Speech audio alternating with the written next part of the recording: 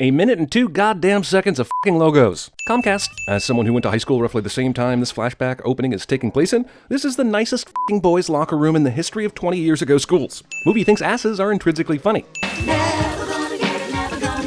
Also, there's no way somebody this unpopular dances around school showers like this, especially not at the beginning of the school day when any asshole can walk in. And I told you Robbie Weirdick showers here during first period. Bully keeps tabs on Robbie's showering habits. Freeze it right there. Can I get an arrow on that sign? Yeah, that one in the back left that is literally the worst pep rally sign ever. You're unbelievable. Jeez, first my lovin', you're never gonna get it, and now unbelievable? I thought they said this was 20 years ago at the beginning of this thing, but both of those songs are from the early 90s and not 1996, where we'd be hearing more Macarena and Come On Ride It, the Train. Hell, I'd even settle for some Ironic if you got it.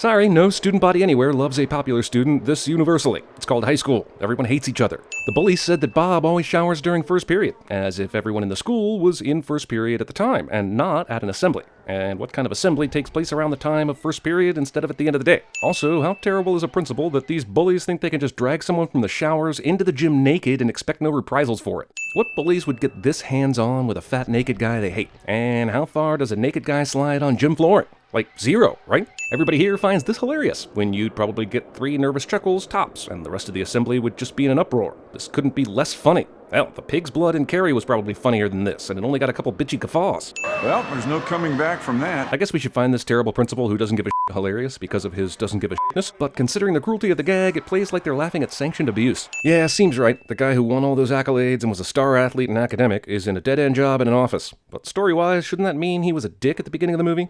The guy was super nice and smart and athletic. I mean, this dude couldn't cash that in. Hey, check it. It is apparently required in comedies these days for the character to work at an office where he shares space with some smarmy asshole. Senor O'Houlihan's? I guess that's funny. He couldn't go to lunch with coworkers because he was taking his wife to lunch, but somehow they were going to the same restaurant, so he gets to witness it? Yeah. Okay, then my life down here became a disappointment. That's what I'll be. This guy, the movie says, has been with this girl for 20 years, describes his life as a disappointment, then acts surprised when she gets angry. This is a movie husband. A real-world husband knows better than this. Calvin reacts to this as if he hears the movie's sound effects. He thinks it's totally weird that the phone rang right after he clicked confirm, instead of not noticing anything weird like everyone else. Honey, black people don't go to therapy. We go to barbershops. That's where we talk out our problems. Or we watch the movie Barbershop. Sure, let's just reinforce stereotypes about race for all the funnies. Watch it, punk. Things people don't ever say when running into somebody on the sidewalk. Comedic overreaction is such an overreaction it forgets the comedic part. It's 6 p.m. and they're in the Eastern time zone, so there's no way there's a football game on unless this bar is showing reruns, because the NFL never plays games that start at 6 p.m. Eastern. You don't like Hercules or somebody. Or Roadblock, or the Scorpion King. Just one, okay, Bob? It's been a while. You remember this? This was the Jammy Jam. Did no music exist in 1996? This movie revolves completely around early 90s hits, as if the music industry declared a freeze on new music after 1992. Whoa, wait, hey, sir. Somebody's actually sitting there. Yeah, someone was. God damn it. Look, I don't doubt these assholes exist, but this is bullshit. A dude that is this f***ing ridiculously rude just in time to get his ass kicked by The Rock is what I call a convenient asshole. Just letting everyone know that this is over a stolen chair at a bar. It's not the conflict we wanted, but apparently needed. You were like Jason Bourne, man, but with jorts. Hilariously, that sentence was literally the pitch for American Ultra. Hey, I got an idea. Let's roll. Here's my bike. There are absolutely 0 helmets in the vicinity, but when they drive off, Bob's not only got one on, but he's got a spare for Calvin. Also, both of these men are forgetting the beers and shot this guy just drank. Man, I thought high school was gonna be like 16 Candles. You ever see that movie? I'm black, so I don't know what This is the second time black people don't do that is supposed to be funny. And I'm an accountant. I just thought I was meant for more, you know? Guy doesn't see that marrying the most beautiful woman ever isn't a great life cliche. I don't know, I just did it, man. Exactly. So do it now. Bob wants Calvin to do the backflip he used to do in high school. And if this doesn't end up being a hilariously painful situation, I'll remove 5 sins. Otherwise, I'm going to add 5. Bingo, I'm in. Wait a minute. Is this movie telling me that Calvin is an expert hacker who can get into this illegal offshore account site? Or is the movie telling me that Bob gave him the password and Calvin is the type of guy who would say, bingo, I'm in, after an ordinary password entry? Because either way, it's sinful as Hour and 47-minute movie about a CIA guy goes the first 30 minutes not CIAing and feeling more like Romeo and Michelle's Grosse Point Blank. Hey, thanks for the jammies, Jet. Those are obviously hilariously undersized for Bob, but they would also have to be ridiculously oversized for Calvin to fit in, so I'm calling bullshit on your sight gag, movie. I can't believe I'm having a sleepover at Calvin Jordan's house right now. I'm surprised there's a couch hide-a-bed made that can tolerate The Rock's weight and frame without bending or collapsing. I'm being serious. TBS pretty much plays exclusively syndicated sitcoms on weekday mornings, so this coincidental 16 Candles airing the morning after Bob said he loved this movie is some bullshit. Yeah, whatever movie. He cleaned up everything and put that bed back up and changed. You know what? I'm just gonna stick with yeah, whatever movie. Have you had any contact with this man? The CIA is only here because they know for a fact Bob was talking to Calvin, or traced that computer hack here, or any number of things the CIA could know. So why are they bothering with a simple knock? And why don't they have other CIA people around the house to make sure Bob can't escape? Time out. I'm pressing the timeout button. It's the button that you press when you're overacting and you need a cheap laugh. Hey, let's see some titties. Oh. This apparently hasn't ever happened to this dude at work before. He's in the stairwell. Every fucking agent goes toward the stairs, leaving the entire floor open. Am I safe here? As long as Bob Stone's in the building, no one's safe. That's why we brought 3 whole agents to track him down. Bob definitely isn't behind the door here, but is suddenly behind the door here. Plus, where was he hiding to make a phone call and be in the office at the same time? Suddenly, there are 3 other agents out of nowhere, because even the movie realized how stupid sending just 3 agents for this guy was. Yeah, call me back! Hang tight, everyone. Kevin Hart's going to give the play-by-play of what's happening in this scene. You know, for hilarity. Holy shit. Where were these guys? I guess they were in the middle of their customary smoke break. Also, all of these guys miss. The CIA conveniently doesn't have anybody directly behind Bob, which means that's where he's escaping. In 3, 2, 1. I guarantee you, it's impossible to know the exact number of seconds a necktie will take to burn up to the sprinkler. Also, and perhaps more importantly, that sprinkler system is for shit, since it should have gone off almost as soon as the tie fire started, and shouldn't have needed actual flames to reach it before going off. Also, that tie took 4 minutes to burn all the way up to the top. Also, somehow the CIA is thwarted by water. Luckily, this standoff occurred right in the spot where these two could jump out of a window and directly onto the inflatable gorilla outside. Also, despite having 437 agents on the top floor, nobody's down here, just in case Bob escaped. All these gunshots and none hit Bob or Calvin or the tires. Hey, what the shit, honey? Okay, guys, this is where I check out of the movie. This fucking character was never funny. Now he's making me go search for the manager of this theater and demand double refund passes. I need your super sweet accounting skills. Why? Even if you've had to go rogue to catch the real bad guy, how does a badass agent like you not have any contacts around the world with accounting skills? Bob's murdered partner is being played by Aaron Paul, which almost certainly means he was not murdered and he's the actual bad guy. Also, how in the f*** does this murder get pinned on Bob? Oh yeah, Bob murdered his partner with the stick him in the elevator and blow him up technique. Classic. That motorcycle guy is stormtrooper terrible at aiming. Jesus, a toddler with an Uzi would be more accurate than this f***er. Also, how does this guy know they're here?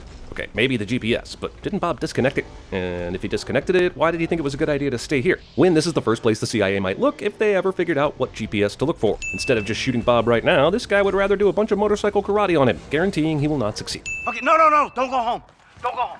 Okay, so you're not gonna go home, right? Guy spends so much time asking his wife not to go home, I'm shocked she doesn't go straight home. I swear to God, 23% of this movie is Kevin Hart making faces and noises and unfunnily riffing. Kevin Hart is now the male Melissa McCarthy. Really funny person that gets less funny the more the director allows them to riff. Okay, I am scared. Okay, I don't have no shit in my system. If I sat down on the toilet, nothing's coming out. Farts are just air. I'm confused. Should I hope that Mr. Hart got paid a lot of money to say these lines, or should I hope he didn't get paid a lot of money to say these lines? Either way, somebody got robbed. Bob became obsessed with a ghost. Figment of his imagination, he started calling the Black Badger. Interesting, since 20 seconds later, Agent Pamela says this. Bob Stone is the Black Badger. How could the Black Badger be made up but real at the same time? He killed him to cover his tracks. Jesus, you figured that out in 3 weeks, eh? You conducted an investigation that led you to believe Bob did this even though there are way easier methods to kill a guy and make it look like an accident. You're the only one Bob trusts. For some reason. How are you, babe? Okay. Calvin, this is Dr. Dan. Even more total nonsense, because now, even if Calvin told his wife about Bob sleeping downstairs and she was okay with it, now we're supposed to believe that she saw him downstairs this morning and didn't make a connection when it turned out their therapist was the same guy. Hey. How could you hit your wife? This whole therapy session made it into the movie somehow. They could have made the decision not to have it in there, but somebody decided to keep it. Then only a certified international banking official can access. It's Trevor. You movie. You're both going because you want to know what? They're going to vote on homecoming king and queen again. Maybe you and Maggie can make it 2 for 2. By the way, did these guys have a 10-year high school reunion? That's the one most people go to, right? Did they forget that? The Oscar goes to Trevor Olsen. What do you mean? Wait, he was f***ing with them? If The Rock doesn't break this guy's spine before the scene is over, I'm going to be offended. Once a fat kid, always a fat kid. If that were the case, then Bob would have trouble beating up bullies no matter what, because they would remind him of the pain from high school. But because it actually happens to be Trevor of all people, he suddenly freezes up, unnecessarily sidetracking this movie, and meaning Trevor's ass beating will have to occur at the reunion, because that's how these movies do. Movie tries to have heart after a full hour of the exact opposite of heart, even though technically it's been at least 60% heart. Bob is so affected by the old bully reviving the high school bully memories, he leaves Calvin behind, even though he needs Calvin's mathematical brain to complete his mission. Thanks for sharing. I mean, if it's undisclosed, do I really benefit from learning that? They're gonna torture him. Got it. Location is unimportant. Get the extraction tools.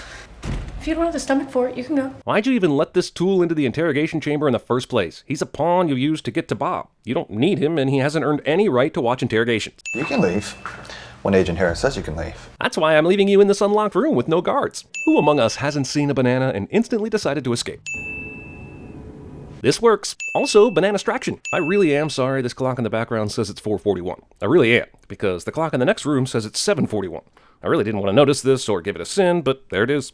So Bob and Calvin try to be best buds again just outside the interrogation room. And not only do they have time for that, they once again somehow manage to get in a situation where the three main agents are the only agents until the action demands more. Give you $1 if you can decipher what the f*** is going on in this action sequence. Calvin done learned by osmosis or some shit to be able to do that. Nope, you can't toss a guy 10 feet into concrete and have this kind of wall exploding reaction. Can I say something first? What? This is gonna hurt. Wow, Calvin had that one-liner timed out perfectly. Why are you shooting at us? It's okay, it's bulletproof. Somehow, those agents don't know that and don't shoot at the tires. Look at the spy brain on that jet. What? Look, if you're gonna steal the Pulp Fiction line, do it right. Don't put a "the" in front of jet. You made it weird. You're like a chocolate Google. A chocolate Google? That's not only Google racist, but delicious sounding. Dude, all you gotta do is plug those digits into the GPS and boom. So why did you need a super sweet accounting brain then? If it's just plug in numbers and boom, couldn't you have done this shit yourself? You ever steal a plane before? Does this question even need asking? Yeah, he answers with some hilarious starburst thieving story, but no, he has not stolen a plane before, you jackass. Second largest penis hunt in state history. What was the largest penis hunt in state history? Fassbender? Hemsworth? Omar? The man was Korean, so you better believe it took a long time to find. I'm just gonna let Kumal take this. You're stereotyping Korean dicks.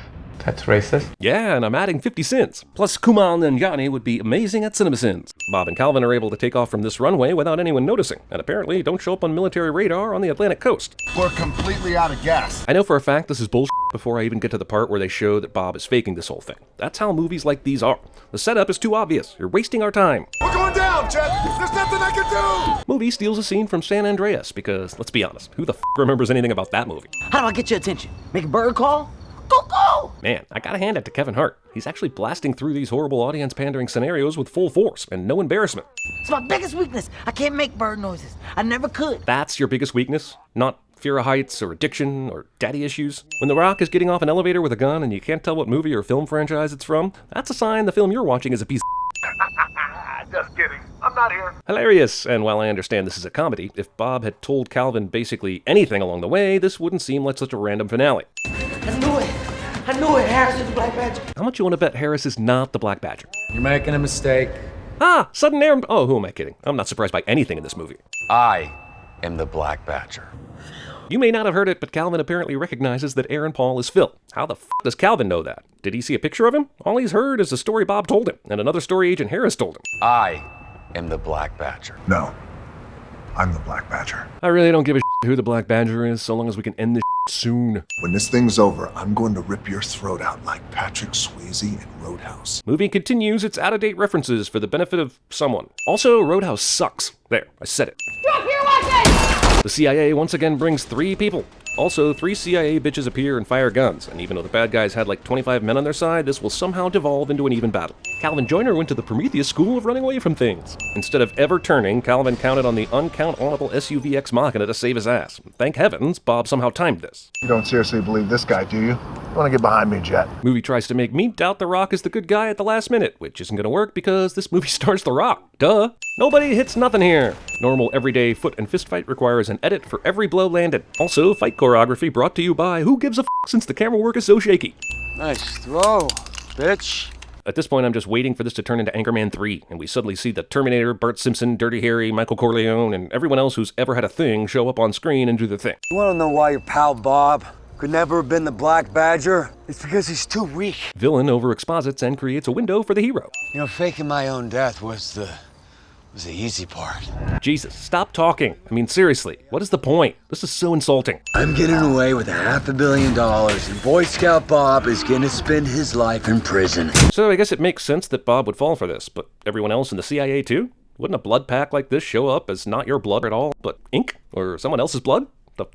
And this was your plan? You actually thought Bob would get framed for this? Calvin tries to do a backflip, and it looks faker than the Twilight baby. Thank you for the location text. It completely and totally makes this movie's ending soar. No kidding, you are an eagle screenwriter. Soar on the breeze. You are what makes me special. You're everything to me, Mags. I love you. Absolutely nothing in this movie showed that he learned this marriage lesson. He literally went through some bogus CIA shit and now suddenly cares about his wife and his marriage out of the blue. How did Bob Stone win Homecoming King? I hacked into the votes on the flight in. How the f*** is something as silly as a 20-year high school reunion homecoming king election on a computer? Wouldn't you vote for that when you actually got to the reunion? And use, like, paper ballots? And wouldn't the thought, nobody knows who Bob Stone is, kind of derail this whole thing? That Robbie made good. How can someone have this much of a bully boner? For real, like, legitimately. I don't even feel great that Bob finally punches this guy. It's like 38-year-old T-ball. Where's the glory in that? 20 years ago in this gym, I stood in front of you all, naked and embarrassed. Movie is trying way too hard to have a feel-good, morally positive ending, and it's lame as Rockcock. Yes! Sad to say, but the funniest thing in this movie is that guy celebrating catching Bob's pants. You probably don't remember me. Darla. Movie is trying to kamikaze all the happy endings it can fit into the last 5 minutes. I can't believe you remember me. Remember you? How could I forget you? I know, because... I'm glad everyone's enjoying his dance performance, but did he ever put on any underpants? I mean, is he still hanging out there like the swing ride at a county fair? So now that she's pregnant, are we supposed to believe that for 20 years this was never a problem for Millie? Feels like this couple would have gotten divorced about 15 years ago if that were the case. Eyes are closed. This movie is still going, even though it ended 10 minutes ago. Well, I sleep in it most nights. No, you don't.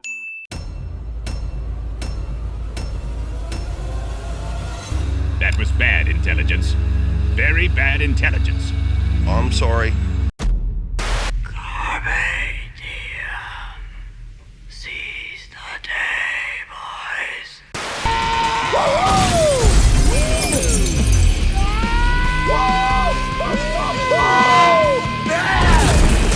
This is my own private domicile, and I will not be harassed, bitch! Do you know how Phil died? Yeah, Bob told me that the Black Badger killed him. Keaton was Kaiser Sose. I am the Black Badger. No, I'm the Black Badger. I'm Spartacus! I'm Spartacus.